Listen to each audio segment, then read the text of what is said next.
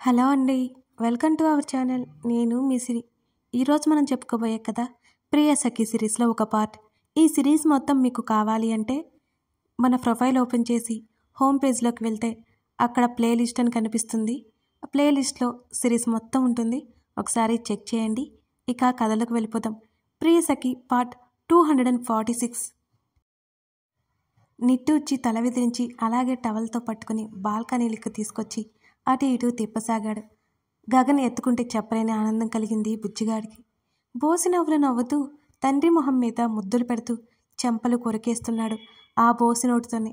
ఏవండి, ధరణి పిలుపుకి లోపలికి నడిచాడు.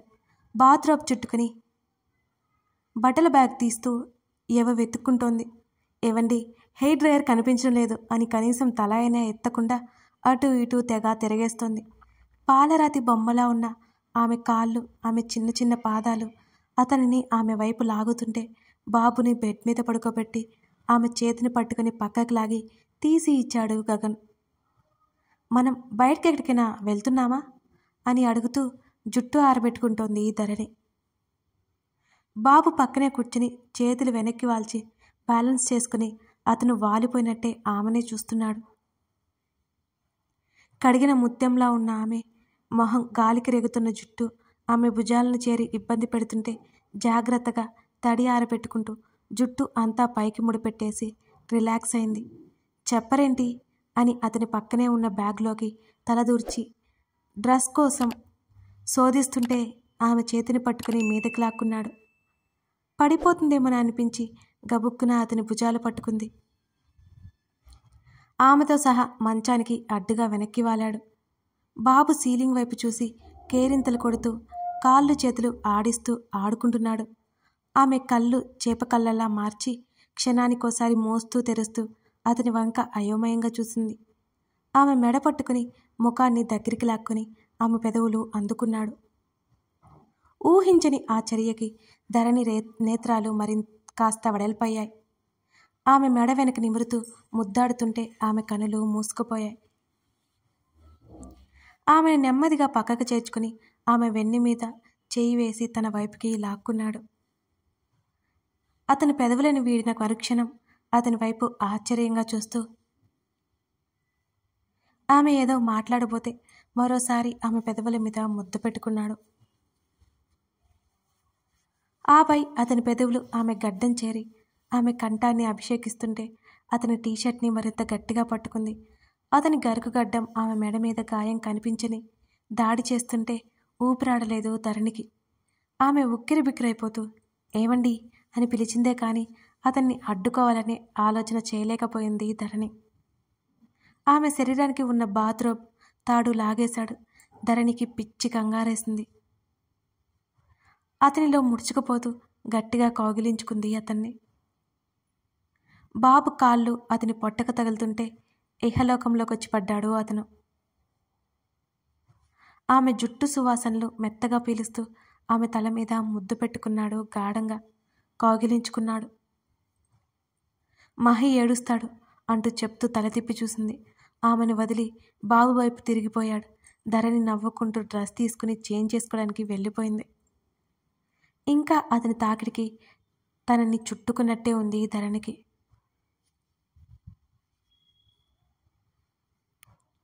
నువ్వు స్నానం చేసి వచ్చావా?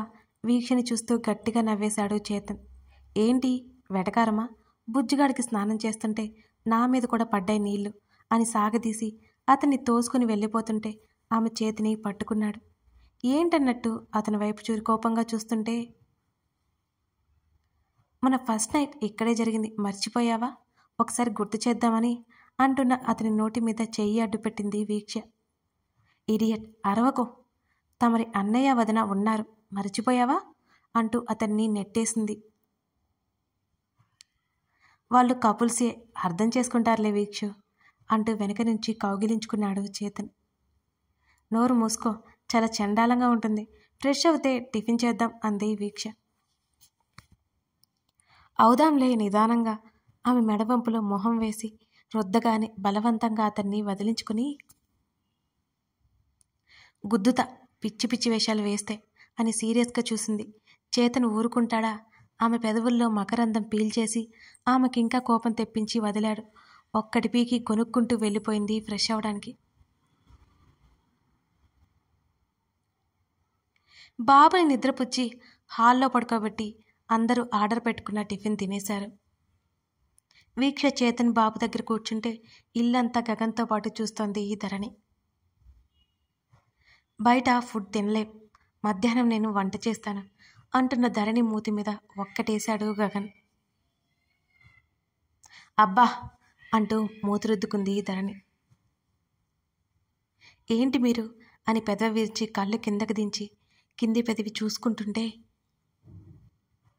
నువ్వు ఇక్కడికి వచ్చింది వంట చేయడానికో అంట్లు తోమడానికో కాదు అన్నాడు చిరాగ్గా. మనమే కదా, ఏమైంది అంటూ ముందుకు నడుస్తూ బాల్కనీలోంచి కిందకు చూడగానే పచ్చని చెట్లతో ఉన్న గార్డెన్ ఆమెకి తెగ నచ్చేసింది.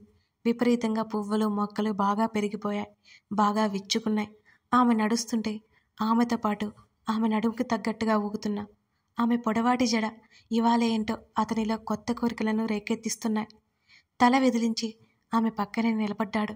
ఆమె చిన్నపిల్లలా కేరింతలు కొడుతూ మాట్లాడుతూ వాటి గురించే చెప్తోంది. ఏవండి, ఈవినింగ్ బీచ్కి వెళ్దాం అంటూ పతివైపు చూసింది ధరణి. అని అతను అనగానే ఆమె సంతోషంగా మరి ఇప్పుడు అని అడిగింది. ఇప్పుడు బయటికి వెళ్తే ఎండకి మాడిపోతావు, జర్నీ చేసావు కదా, రెస్ట్ తీసుకో అన్నాడు అతను. అతనంతా ఎర్లీ మార్నింగ్ ఇక్కడికి తీసుకురావడానికి కారణం ఏంటో ధరణికి అర్థమై అలాగే అన్నట్టు తల ఊపి నవ్వుకుంది. ఆమె జడ మొదలు పట్టుకుని ధరణిని దగ్గరికి లాక్కుంటూ వచ్చి అతనికి ఛాతీకి అతుక్కుంది. ఓరగా కళ్ళు ఎత్తి అతని వైపు చూసింది ధరణి. వీక్ష వాళ్ళున్నారు అంది చిన్నగా. ఉంటే అంటూ ఆమె నడుము చుట్టూ చేతులు పోనిచ్చాడు అతను. నాకు షైగా ఉంటుంది అని నెమ్మదిగా చెప్పింది ధరణి. నేను పక్కోడి పిల్లాన్ని పట్టుకోలేదు, నోరు మూసుకో అన్నాడు అతను సీరియస్గా. ఆ మాటకి ధరణి పుసుక్కున నవ్వేసింది. ఆమె నవ్వు నచ్చుతున్నా అతనిలో ఈగో ఊరుకోలేదు. నడుము చుట్టూ చేతిని బిగించి మరొక చేత్తో ఆమె బుగ్గలు పట్టి తన వైపుకి తిప్పుకున్నాడు. కీచుగా అరిచింది ధరణి. అదే సమయంలో ధరణి అంటూ గట్టిగా కేకలు వేస్తోంది వీక్ష. ఉలిక్కిపడి గగన్కి దూరం జరుగుతుంటే ఆమెని అలాగే దగ్గరికి తీసుకెళ్లాడు కిందకి. బాబు రాగం అందుకుంటుంటే చేతన్ వీక్షకి ఏం చేయాలో అర్థం కాలేదు. నాకు ఇవ్వు, నీకు ఇది కూడా చేత కాదు అని బాబుని ఎత్తుకుని అటు ఇటు తిరుగుతోంది వీక్ష. నీ వీక్షు అలా కాదు ఎలా అంటూ బాబుని తీసుకోపోయాడు చేతన్. ధరణి వాళ్ళిద్దరిని చూసి నవ్వుకుని ఇటివ్వండి అంటూ తీసుకుంది బుజ్జిగాన్ని. నిద్రలోంచి లేచి సడన్గా ఏడ్చాడు ధరణి. కంగారుగా చెప్పింది వీక్ష. ఆకలేస్తుంది అందుకే ఏడుస్తున్నాడు అంటూ గదిలోకి నడిచింది ధరణి. మిగతా ముగ్గురు అక్కడే కూర్చున్నారు. సాయంత్రం ఎక్కడికైనా వెళ్దాం అని వీక్ష అడుగుతుంటే బీచ్ దగ్గరికి వెళ్దాం అన్నాడు చేతన్. నువ్వేమంటావు అంటూ గగన్ వైపు చూసింది వీక్ష. అతను ఆల్రెడీ అదే ఫిక్స్ అవడంతో అలాగేనన్నట్టు తలాడించాడు. వీక్షు, మాకు కొంచెం బయట పనుంది, మళ్ళొస్తాం అంటూ అన్నదమ్ములిద్దరూ పైకి లేచారు. వాళ్ళు వెళ్ళిపోగానే తలుపులు వేసుకుని ధరణి గదిలోకి నడిచింది వీక్ష. బాబు పాలు తాగి నిద్రపోయాడు. అవును, ఇంత సడన్గా మీ ఆయన ఎందుకు తీసుకొచ్చాడు ఇక్కడికి? కళ్ళు ఎగరేసింది వీక్ష. నాకు తెలియదు, ధరణి పెదవి విరిచింది. నాకు తెలిసి ఇక్కడ ఏదైనా పని ఉందే, పని మీద వస్తూ మనల్ని తీసుకొని వెంటబెట్టుకొచ్చారు.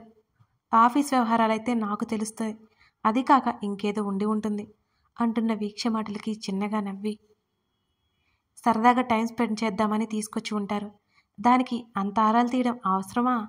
సరదాగా గడిపే అని భుజాలు కదిలించింది ధరణి. ఓయ్ ఓయ్ నిజం చెప్పు, మీ ఇద్దరు ప్లాన్ చేసుకునే వచ్చారు కదా? కళ్ళు ఎగరేసి నవ్వింది వీక్ష. ఎక్కడికైనా వెళ్ళాలి అని ఆయన అన్నారు, కానీ ఇక్కడికని నాకు తెలీదు అంది ధరణి. ఓహ్, అర్థమైంది అర్థమైంది అని వీక్ష నవ్వుతుంటే, నువ్వాగు, అదేం లేదు, ఊరికే తెచ్చారు, నాకు బోర్ కొడుతుందని మూతి తిప్పింది ధరణి. ఈ మూతి తిప్పడంతోనే గగన్ని పడేశావా? గడ్డం కింద చేతిని పెట్టుకుని ధరణినే చూస్తూ చెప్పి నవ్వేసింది వీక్ష. ఆయనెక్కడ పడిపోయారు, నేనే పడిపోతే అంది ధరణి. నిజంగా పూర్ ధరణి, మీ ఆయన నీకు ముందు పడిపోయాడు, తెలీదా నీకు? పెదవి విరిచింది వీక్ష. తెలుసు, నచ్చే కదా పెళ్లి చేసుకుంది అని అనగానే, అర్థమైంది, నీకు ఏమీ తెలియదని అర్థమైంది. నీ పెళ్లి టైం కంటే ఎప్పుడో మీ ఆయనకి నువ్వు ముందే తెలుసు, నీకు తెలియదా? సో సాడ్ అంది వీక్ష. ఏంటి నువ్వనేది నిజమా? ధరణి ఆశ్చర్యంగా చూసింది. కావాలంటే వచ్చాక నువ్వే అడుగు అంది వీక్ష. ఇంతకుముందు అడిగితే ఏదో చెప్పారు కానీ క్లారిటీగా చెప్పలేదు వీక్షు. ధరణి పెదవి విరిచింది. ఆమె కింద పెదవి ముందుకొచ్చేసింది. అన్నీ చెప్తే మీ ఆయనగారు ఎందుకు అవుతారు? అడిగే అంటున్న వీక్షని చూసి బిక్కమొహం వేసింది పాపం ధరణి. నాకంత ధైర్యం లేదులే అంది ధరణి.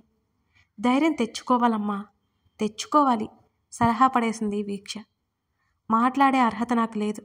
నేను చేసిన తప్పుకి ఆయన నన్ను చంపినా పర్లేదు వీక్ష, దిగులుగా చెప్పింది ధరణి. అప్పటికప్పుడు ధరణి ముఖంలో మార్పులు గమనించి, ఏమైంది, ఎందుకలా మాట్లాడుతున్నావు అని అయోమయంగా అడిగింది వీక్ష. నేను అందరినీ వదిలి వెళ్ళి చాలా పెద్ద తప్పు చేశాను వీక్ష, ముఖ్యంగా ఆయన్ని. కానీ నేను ఆయన క్షేమం కోసమే వెళ్ళాను. అప్పటికప్పుడు ఆమె కళ్ళల్లో నీళ్లు తిరుగుతుంటే తలదించుకుంది ధరణి. ధరణి చేతిని పట్టుకుని, ఇవన్నీ తనకి తెలియదనుకుంటున్నావా? అయినా జరిగిపోయిన వాడి గురించి ఆలోచిస్తావెందుకు ధరణి? వీక్ష సున్నితంగా మందలించింది. నేను ఎప్పటికీ మర్చిపోలేని విషయం అది అని ఏడుపు గొంతుతో చెప్పింది ధరణి. కథ కొనసాగుతోంది. ఈ కథ మీకు నచ్చినట్లయితే తప్పకుండా లైక్ చేసి, కామెంట్ చేసి, షేర్ చేయండి ప్లీజ్. అలాగే సబ్స్క్రైబ్ చేసుకోండి. అంతే కదండి, ఒక చిన్న విషయం. అలాగే ప్రియానీదాన్ని అనే సిరీస్ కూడా ఉంది, దాని మీద కూడా ఒక లుక్ వేయండి. ఇది అయిపోయేసరికి వేస్తారు కదా. ప్లీజ్ సబ్స్క్రైబ్ చేసుకోండి. Thank you for watching this video.